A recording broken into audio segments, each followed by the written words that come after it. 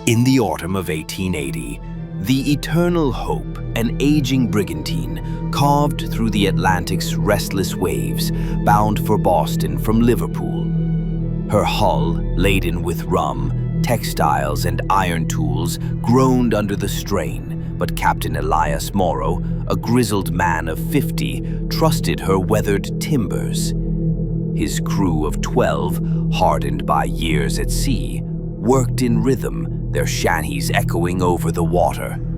Among them was Jonah Tate, a lanky sailor of 23, quick with his hands and sharp with his wit, though quieter than most. He often stood alone, gazing at the horizon, as if expecting something to rise from the deep. The voyage began well, with fair winds and clear skies. At night, the crew swapped tales of mermaids and ghost ships below deck, their laughter chasing away the dark. Jonah, however, kept to himself, his eyes fixed on the sea. No one minded. Sailors were a superstitious bunch, each with their oddities.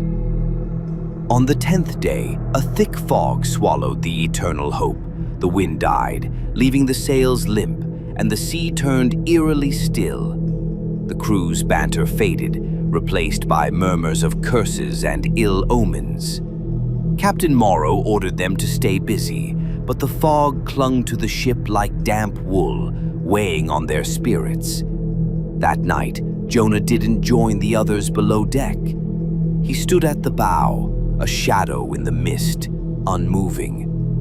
When first mate Thomas Reed called out, Jonah didn't answer, his silhouette swallowed by the gray. The next morning, Jonah was changed. His easy smile had vanished, replaced by a vacant stare. His movements were stiff, like a puppet with tangled strings. He worked in silence, fumbling tasks he'd once mastered. When spoken to, his voice rasped, low and unfamiliar. "Just tired," he muttered, his eyes darting to the shadows. The crew exchanged uneasy glances but said nothing. Sailors didn't pry. The sea was cruel enough. By the 3rd day of fog, Jonah's behavior grew stranger. He was found muttering in the hold, words sharp and guttural, like a language from forgotten places. At night, footsteps paced the deck long after his watch ended. One sailor swore he saw Jonah at the helm, grinning into the fog, his teeth glinting unnaturally. The man fled below, refusing to speak of it. The crew whispered of curses, their fear growing like a storm on the horizon. The fog clung to the Eternal Hope like a curse, unbroken on the 15th day. The crew's unease had turned to dread, their eyes fixed on Jonah Tate, who was no longer the man they knew. His face was pale, his eyes ringed with dark circles, as if sleep had abandoned him. He spoke little, but when he did, his voice carried an edge that made the men flinch. Captain Morrow, a man of reason, summoned Jonah to his cabin, demanding answers. Jonah sat rigid, his hands clenched, his eyes flickering black for a moment, like ink spilling across a page. "I'm fine, sir," he rasped. But Morrow's blood ran cold. He dismissed the lad, but doubt gnawed at him. The crew's whispers grew darker. Old Amos, the ship's cook, spoke of spirits that haunted the sea, drawn to men's despair. "Something's in him," he said, clutching a hidden rosary. "Something old, something hungry." The men scoffed, but their laughter was thin. They avoided Jonah now, crossing themselves when he passed.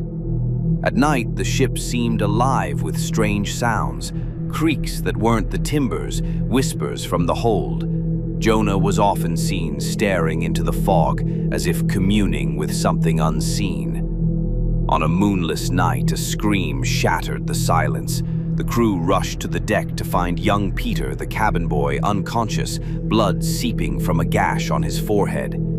Jonah stood over him, a belaying pin in his hand, its end slick with blood. His face was twisted, his mouth curled into a sneer that wasn't his. He saw too much. Jonah hissed, his voice layered, as if two spoke at once. The crew bound him, locking him in the brig. Peter, when he woke, babbled of Jonah's glowing eyes and a shadow behind him, tall and horned, with claws that scraped the deck. Captain Morrow faced a grim choice. Weeks from land, with the fog unyielding, the crew demanded Jonah be thrown overboard, believing the sea would claim the evil within him. But Morrow hesitated, torn between reason and the growing fear that something unnatural plagued his ship. Amos insisted it was a demon, urging an exorcism he'd seen as a boy in Ireland. Morrow, skeptical, agreed, warning that failure would mean Jonah's death.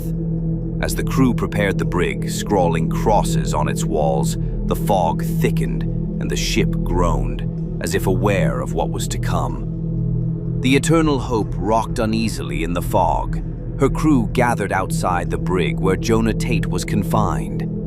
The air was heavy with the stench of fear and salt. Old Amos, trembling but resolute, prepared the exorcism, clutching a Bible, a vial of seawater he'd blessed, and a silver crucifix. The brig's walls were marked with chalk crosses, a frail barrier against whatever possessed Jonah. Captain Morrow stood watch, his face grim, while the crew whispered prayers, their courage faltering. Jonah was brought in, thrashing against his ropes. His eyes were wild, his mouth foaming as he spat curses in a guttural tongue. Amos began, his voice steady, reading psalms that echoed in the cramped space. Jonah laughed, a sound like breaking glass. "You cannot cast me out," he said, his voice a chorus of malice. "This body is mine, and soon this ship will be my altar." Amos pressed the crucifix to Jonah's forehead. The sailor screamed, his skin blistering where the metal touched. The ship lurched, waves slamming the hull as if enraged.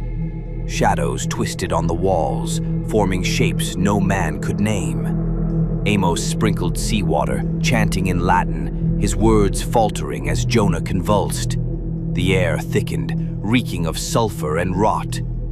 Jonah's voice shifted, pleading now, his own. "Help me," he gasped, tears streaming down his face. "It's eating me."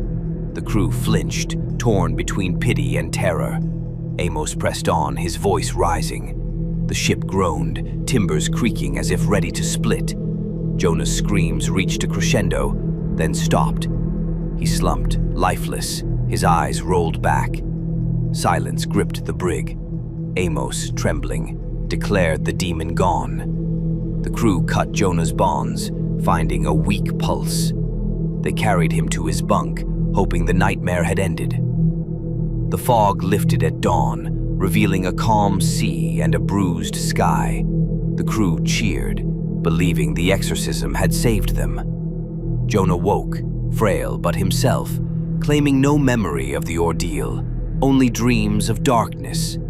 The men clapped his shoulder, eager to move on. But as night fell, whispers drifted from the hold, sibilant and cold. Tools went missing, later found arranged in strange patterns on the deck. The compass spun wildly, defying the stars. Amos, haunted, kept to his galley, muttering prayers. The crew watched Jonah, fear creeping back.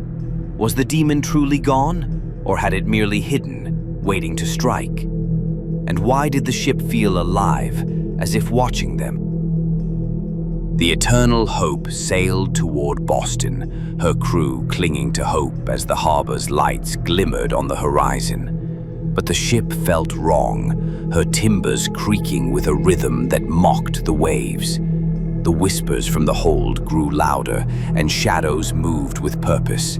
Men vanished from their watches, their bodies later found twisted in the rigging, faces frozen in terror. Captain Morrow, his crew dwindling, clung to discipline, but fear gnawed at him. Jonah, though seemingly himself, was never alone. The men watched him, dreading the demon's return. On the final night, with Boston tantalizingly close, a scream pierced the air. Morrow rushed to the deck to find Amos dead, his throat torn open, his rosary clutched in a rigid hand. Jonah stood nearby, blood on his hands, his face blank. "It wasn't me," he whispered, his voice breaking. "It's still here." The crew, now only 5, seized him, but Morrow refused to kill him, locking Jonah in the brig. The whispers grew deafening, and the shadows danced, clawing at the edges of sight. The Eternal Hope became a tomb, her decks slick with blood. Morrow gathered the remaining men and descended to the brig, determined to end the nightmare. Jonah sat in chains, head bowed. But as Morrow approached, Jonah looked up, his eyes black once more. He smiled, and the ship plunged into darkness, every lamp extinguished. When light returned, Morrow was alone. The crew was gone, Jonah's chains broken on the floor. Morrow stumbled to the deck, where the Eternal Hope sailed under a starless sky. The harbor vanished. Jonah stood at the helm, his back to Morrow. "You thought you could cast me out," he said, his voice a chorus of countless others. "But I am the ship now, and you are my crew." Morrow lunged, but Jonah vanished, his laughter echoing in the wind. The captain searched, frantic, but found no one. The Eternal Hope sailed on, her sails full despite the still air. Morrow realized the twisted truth. The exorcism had driven the demon from Jonah into the ship itself. The Eternal Hope was possessed, a vessel of hunger, doomed to roam forever. Morrow tried to escape, leaping into the waves, but each time he woke on the deck, Jonah's laughter ringing in his ears. The ship sailed through endless storms, past islands that vanished at dawn. Morrow's screams faded into the wind, unheard. The Eternal Hope became a legend, a ghost ship crewed by one man, forever bound to a demon that wore the face of the sea.